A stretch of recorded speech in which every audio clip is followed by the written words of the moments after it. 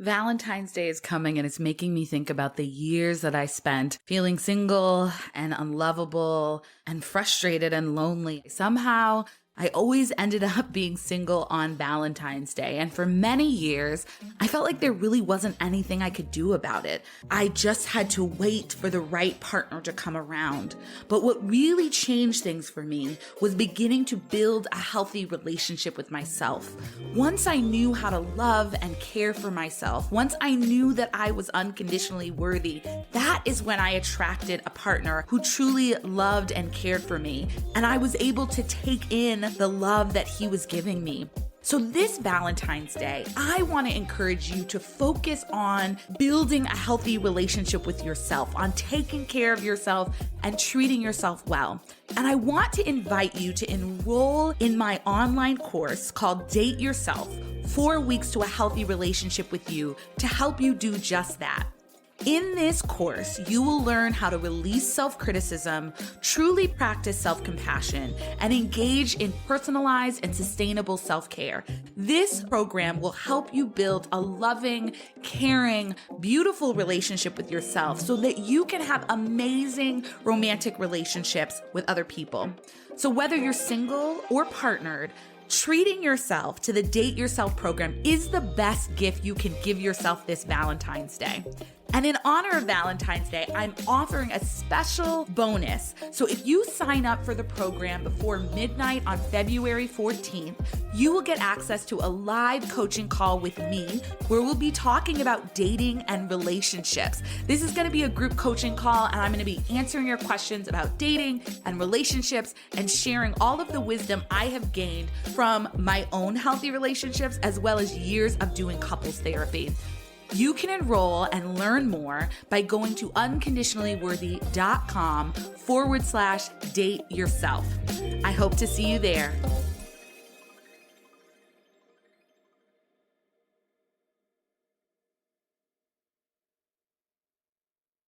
Before I connected to my unconditional self-worth, I would not protect my time.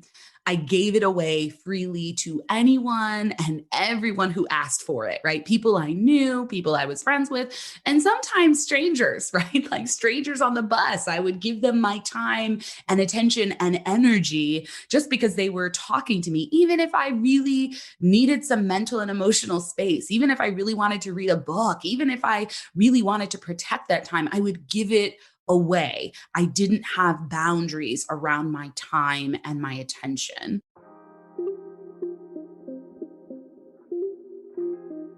Welcome to the Unconditionally Worthy Podcast. In this podcast, I will guide you on your journey to connect with the true source of your self-worth. Each week, we'll discuss barriers to unconditional self-worth, the connection between self-worth and relationships, self-worth practices you can apply to your life, and how to use self-worth as a foundation for living courageously. I'm your host, Dr. Adia Gooden, a licensed clinical psychologist, dance enthusiast, and a dark chocolate lover who believes deeply that you are worthy unconditionally.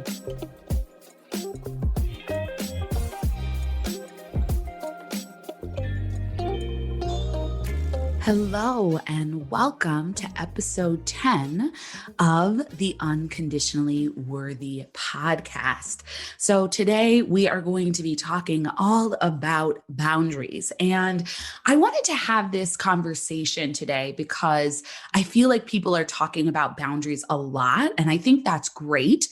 But sometimes I feel like the conversation makes it seem like just say no. Right? No is a full sentence, right? Just do it as though it's easy, right? And the reality is that there's wisdom to that. There's wisdom to knowing that you can just say no. And I think it's also important for us to dig a bit deeper into why boundaries are important, what gets in the way of us setting boundaries, and because I talk all about self-worth, we're also going to look at how our self-worth is connected to our ability to set and establish healthy boundaries. So I'm excited to dig into this conversation with you today and, looking forward to the insights that you will take from it. So, I wanted to to start out by talking about the fact that there are a lot of different ways that we can set boundaries in our life, right? So we can set boundaries around our physical body, around our emotional experiences, around our possessions, around our time, right? There's a lot of different forms of boundaries. And I'll be talking today mostly about sort of setting boundaries around our time and our emotions and a little bit about sort of our physical bodies. But think about this as being applicable to sort of anywhere you can set boundaries in your life. And I wanted to start by telling you a little bit about my own struggle with boundaries. And for me, my biggest struggles with boundaries have related to time. So before I connected to my unconditional self worth, I would not protect my time. I gave it away freely to anyone and everyone who asked for it, right? People I knew, people I was friends with, and sometimes strangers, right? Like strangers on the bus. I would give them my time and attention and energy just because they were talking to me, even if I really needed some mental and emotional space, even if I really wanted to read a book, even if I really wanted to protect that time, I would give it away. I didn't have boundaries around my time and my attention. And in my struggle to feel worthy, one of the strategies I used to try to prove that I was worthy was to be a perfect and selfless friend, right? That was an attempt at trying to be worthy. If I was just perfect and selfless in friendships, then all of my friends would love me and they would accept me. And that would mean I was finally worthy, right? And so this really set me up to feel like I always had to show up, say yes, even when I didn't want to. I always had to be available to friends for them to talk through things or talk through issues, even if I really needed my personal time. And the idea of setting boundaries around my time or communicating to a friend or a loved one that I wasn't available to them felt scary because I worried that if I set a boundary or I said I wasn't available, maybe that friend would no longer love me, would no longer like me, would, just reject me and say they didn't want to be friends with me anymore. And so this in turn left me feeling like I was going to be unworthy or unlovable if I was rejected because I set a boundary, right? So that kept me in this loop of I always have to say yes, I always have to be available in order to prove that I'm worthy. Eventually, this ended up with me feeling overextended and exhausted, right? Because I was just not setting healthy boundaries around my time and attention. So I ended up with very little time for myself. I had to squeeze the things that I needed and wanted to do for myself into my leftover time, which often meant I was up late doing work. I rarely had time to rest or relax. I was sort of running around from place to place to place, trying to sort of meet the needs and desires of these friends who were really good friends, but I didn't know how to say no. And so at the time, I told myself that I like to be busy. I like to feel like I was useful and helping people. And, in some ways that is true, right? I like to be helpful to people. I like to be supportive to people. I like to be available if somebody's having a hard time or I can be of support. Those are things that are aligned with my core values in terms of my relationships. And when I wasn't setting healthy boundaries, I was taking this too far. I was scared of what would happen if I stopped. So I ended up being exhausted and overextended. And it was just too much, right? And the reality is it didn't end up making me feel worthy, right? It didn't end up with now I feel worthy because I'm extended and exhausted and I've made myself overly available to everyone, right? It ended up with me feeling frustrated and stuck and resentful at times. So, you may not struggle with time boundaries in the same way I did. You may struggle with emotional boundaries, right? Always taking on other people's feelings and feeling like you're responsible for how other people feel. You may struggle with setting physical boundaries and have a hard time telling people the type of physical or sexual touch that you are or are not comfortable with. And I just encourage you to take a moment to think about where your struggle with boundaries lies, right? What types of boundaries have been difficult for you to set and establish? And then think about what happens when you don't set these boundaries, right? How has that impacted you? How has that impacted your relationships? So, there are a number of reasons why boundaries are important, and I want to highlight a few here. Boundaries keep us physically safe. So, wearing clothes, locking our doors, these days, wearing masks, they're all forms of boundaries that protect our physical safety. Boundaries also keep us emotionally healthy and grounded. When we're able to take responsibility for our emotions and not take on other people's feelings and emotions, we experience emotional well being and we're more centered. Boundaries also give us the freedom of choice. When we establish healthy boundaries, we are able to decide what we do and do not want to do. We decide what we want to say yes to and what we want to say no to, and we don't feel controlled by other people's wants and demands on our time and attention. Often, when we're feeling like we have no choice, like somebody asked us for something and we have to respond and we have to respond immediately, that's often because we have not established a healthy boundary. We do not feel like we can say no. And when we don't set boundaries, we end up being reactive to the world around us. Someone wants to touch us and we don't stop them, even if we're not comfortable with it.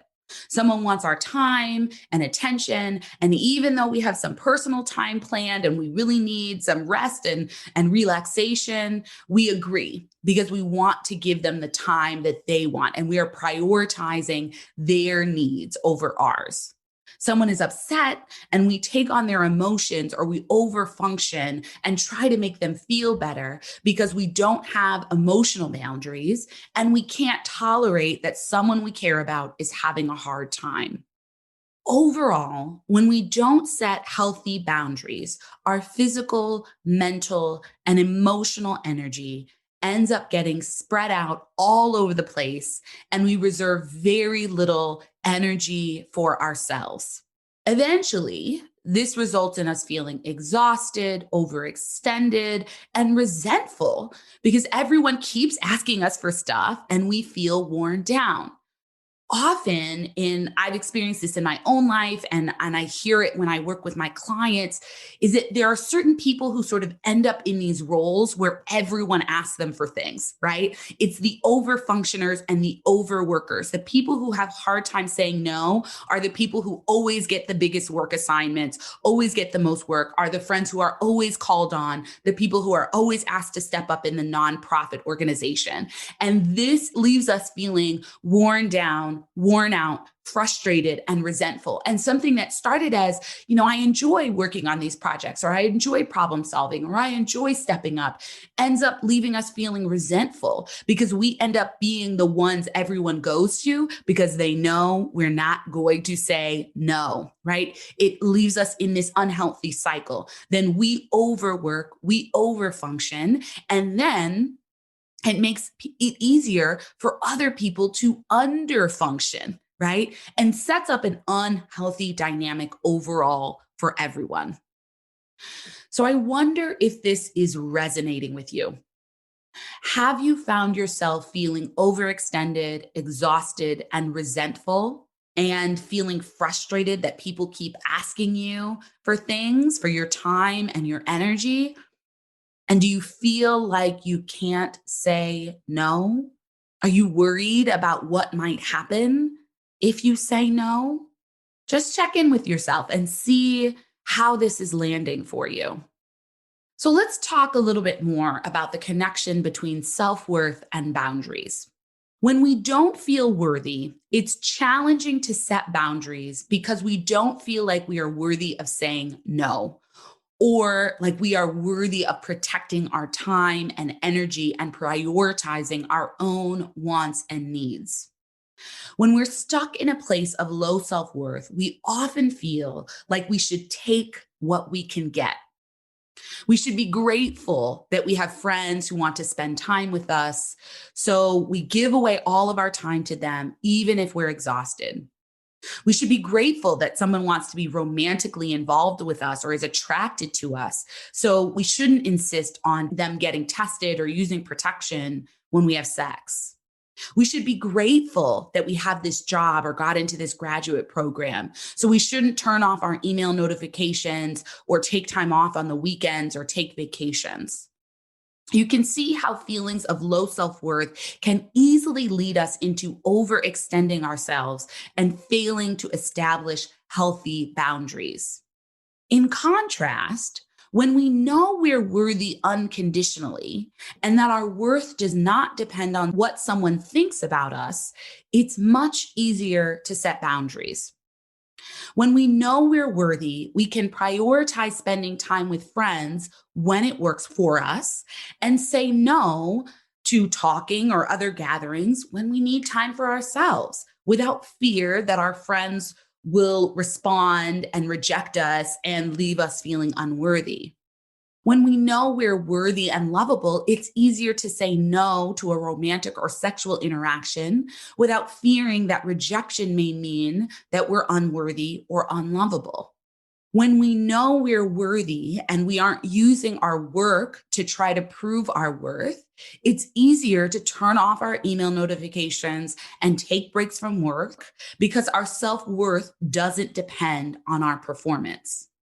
When our worth is not dependent on affirmation from external sources, we can set boundaries to protect our time and our mental energy. One of the fears people often have when setting boundaries is that other people will think they're being mean. I think it's important to be honest about the fact that many times when we set boundaries, especially when we're establishing new boundaries after we've not maintained healthy boundaries with someone, the person we're setting boundaries with is likely to have a tantrum, right? And this is usually where the, oh my gosh, I'm being mean, they're getting upset, so that must mean I'm being mean comes from. I first want to say, just because somebody has a tantrum or gets upset at something that you're doing, if you're not intending to hurt them, that does not mean you're being mean, right? So I like to give the example of the metaphor of going to a store with a 2-year-old, right? So imagine going to a store, like a grocery store, with a 2-year-old, and you walk down the candy aisle and there's all this brightly colored candy and it's so alluring. And the toddler starts reaching for the candy and saying that they want the candy, right? And you tell the toddler, no, we're not going to have candy. No, it's not good for us. No, we're not going to buy any candy. No, we have candy at home. Whatever, you tell them this, and they keep pushing. And eventually, because you're setting a boundary, you're saying, we will not have this. You're saying no to the toddler. The toddler starts to throw a tantrum. They cry, they scream, bloody murder, right? They start causing a scene in the grocery store, right? And the challenge in that moment is part of you is going to feel like, oh my God, let me just give this child this candy because I don't want these people looking at me. I don't want them thinking I'm a bad parent, whatever. And you're like, oh gosh, let me just quiet them down. Let me just give them what they want, right? That'll stop the tantrum. So there's a pull to do that. But then the reality is that if you give the kid the candy, you are teaching them that when you set a boundary, if they just throw a tantrum, they'll get past your boundary and you'll give them what they want. And the same thing happens with adults, right? You tell someone you're not available to talk after a certain time or in a certain window, or you tell them, I'm not comfortable talking to you anymore or right now. And they call and text you multiple times, right? And then they express their anger, desperation, and frustration, right? It's a tantrum. You tell someone you can't make their party or gathering. You tell your family member you can't come home for the holidays. Maybe you were worried about COVID, whatever. And they guilt trip you. Oh, you don't love me. Oh, you never cared about me. You're just so selfish. You never want to come home. Oh, blah, blah, blah, blah, blah, blah, blah. It's a tantrum, right? So the adult version of a tantrum may not look like crying and screaming and throwing yourself on the floor in the middle of the grocery store like a kid's tantrum does, but it looks like trying to manipulate you into letting go of your boundaries through guilt, through manipulation, through blaming you, through sort of threatening, if you don't call them, if you don't do this, then they're going to do this to themselves, etc. So I think it's important to recognize that tantrums are a normal part of the boundary setting process. It may not be super healthy, but it's normal, because what we don't want to do is when someone throws a tantrum, we then say, oh, it's a bad boundary. I'm mean. I got to let go of this boundary, right? Instead, what I want you to do is see the tantrum as a normal part of the process. And what you have to do is when the kid is screaming on the floor, you hold to the boundary. You do not give them the candy. You breathe. Maybe you call in reinforcement, right? Maybe you call someone and you say, please help me with this. Please coach me through this. I'm really tempted to give them the candy, but I know that that's not going to help, right? You breathe and you say, it does not matter if you are tantruming, we will not be getting the candy.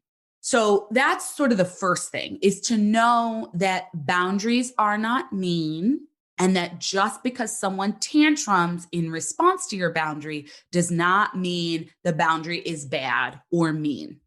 So I do want to share a few strategies to help you set healthy boundaries in your own life. Before I do that, I want to make a note that it is possible to set boundaries that are too rigid, right? So if we think about these things on a continuum, on one end of the spectrum, there is loose boundaries or sort of no boundaries. And on the other end of the continuum, there are overly rigid boundaries. And when our boundaries are too rigid, they are like concrete walls that no one can get through. It's like we are putting ourselves into a bunker and we're not letting anyone in. Often people set overly rigid boundaries when they've been hurt or they've experienced some type of trauma and they're trying to protect themselves at all costs. And this could be helpful initially, right? So, if you went through a surgery, right after the surgery, you need a bandage, you're not going to be going out a lot. You're not going to be seeing a lot of people because the risk of infection is high because you have an open wound, right? Your boundaries become more rigid after a surgery because you need to protect yourself in order to heal, right? That is normal and that is healthy. And that also, just to note, like, our boundaries sometimes ebb and flow, right? So if you've experienced a trauma, it may make sense that your boundaries become more rigid after the trauma as you heal and protect yourself. And extended times of rigid boundaries where you're just walled off from other people can be unhealthy, right? So we don't want to live a life where we're never sharing our thoughts and feelings with people that we trust, where we're never vulnerable or allowing ourselves to emotionally connect. Healthy boundaries are about balance. We don't want boundaries that are sort of too loose or non-existent, but we also don't want boundaries that are so rigid that they keep us from meaningfully connecting with other people.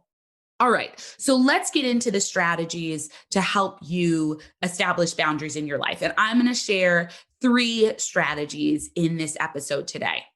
So the first strategy is to identify and remember why you are setting the boundary in the first place. So this sort of comes back to where I started the podcast episode, right? So we have lots of conversation about boundaries in our world today, and maybe not so much conversation about why boundaries are important. So let's dig into this.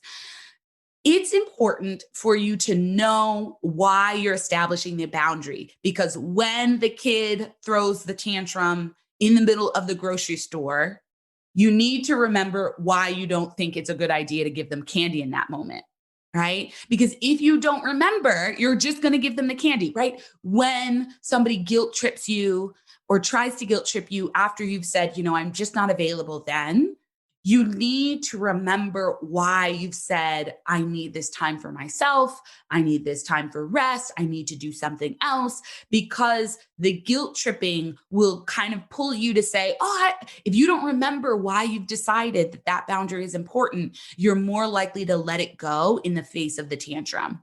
So I want you to think about an area of your life where you've not maintained healthy boundaries. And in order to figure out your why, I want you to reflect on how this has impacted you. So, how have you failed to set boundaries with your time, with your body, with your energy, with your emotions, right? Have you overextended yourself? Have you given away all your time and not reserved anything for yourself? Have you allowed people to engage with you physically in a way that left you feeling sort of icky and uncomfortable? Have you taken on other people's emotions and not prioritized yourself, but prioritized other people instead? So just take a moment to think about what have been the consequences of not setting boundaries in your life. And once you understand the consequences of not setting boundaries, you can start to figure out why it will be important for you to set the boundaries, right? Like, what will that give you? So, for example, I value my time with friends. So, the solution to me overextending myself is not to never spend time with my friends or to never be available, but it's for me to figure out how and when I want to be available to my friends and when and how I want to preserve my time for myself, right? So I've experienced feeling exhausted. I've experienced feeling like I don't have time for myself. And knowing that having time for myself, having some time to recharge, even though I'm an extrovert, right? Having time to just rest and relax is so valuable for me. So when I know that, and when I know that taking that time helps me to show up better for myself, better in my work, and better for my friends, then that is my reason why. That is why I establish boundaries, right? It's not just to be selfish, though I don't think it's a bad thing if it is just for a selfish reason, but it's so that I can be a good human and show up as a good human, the type of human that I want to be in these various aspects of my life. So that is my why. I want you to think about, what is your why for the boundaries you want to establish?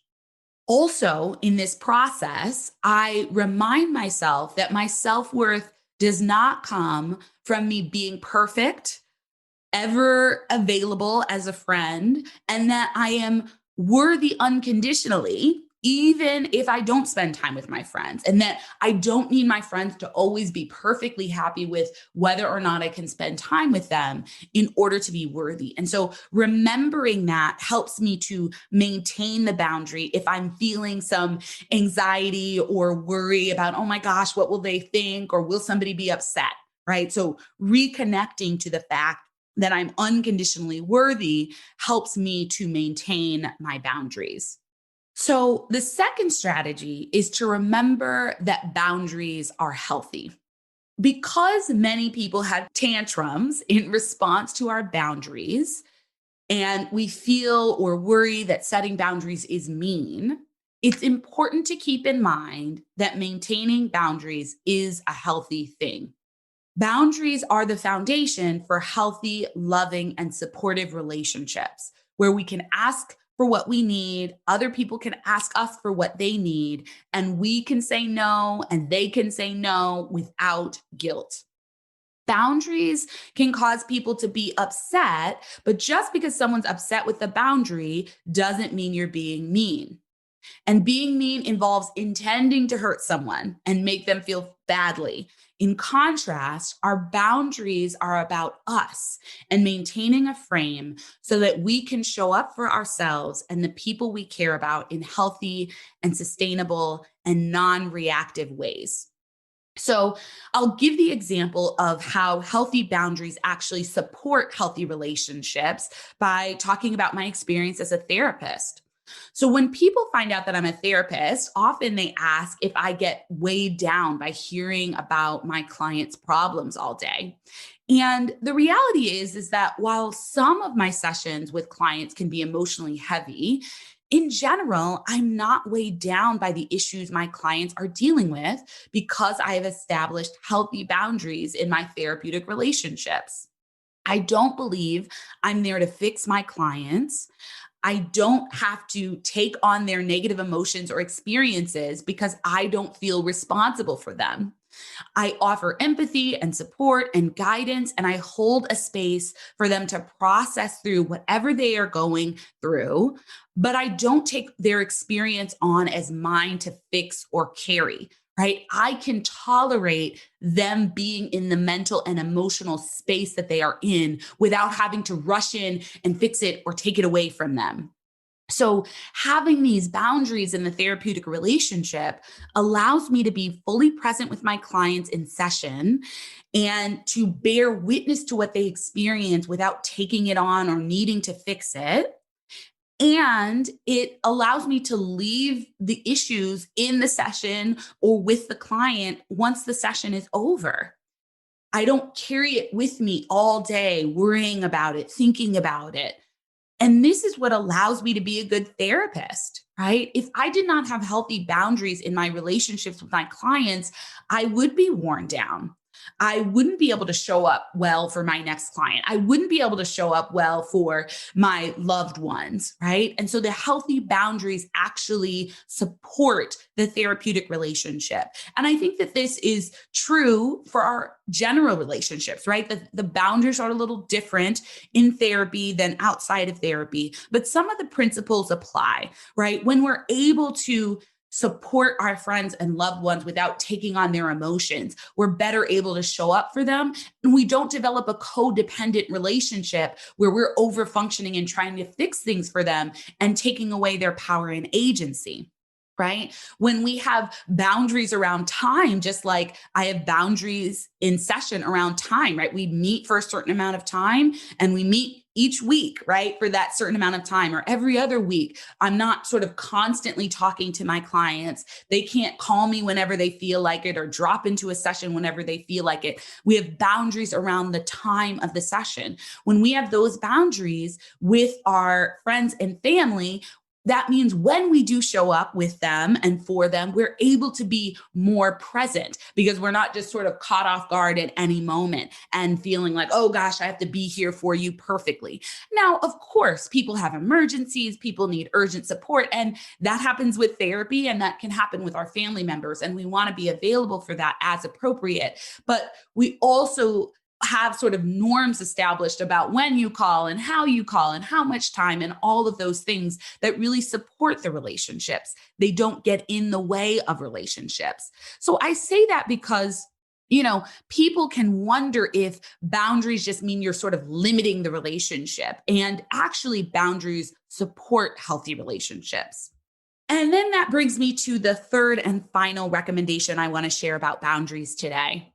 So the third recommendation is to get some support and accountability.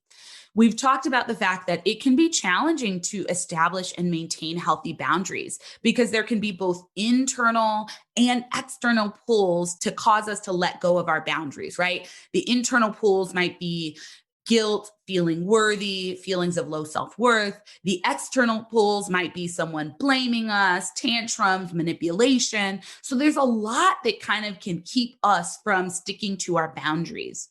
And because of this, especially if you're new to setting boundaries, I really want to encourage you to get support and accountability. So have a friend or a loved one that you can call or text when someone is trying to guilt you into letting go of your boundaries, or someone that you can reach out to when you know you want to stick to your boundaries, but you're really struggling and you're having an internal monologue that maybe you're not worthy enough for this boundary, or maybe someone will think you're mean, or maybe someone won't like you if you establish this boundary. Having someone you can sort of call in for reinforcement to support you in this process will make a lot of difference, right?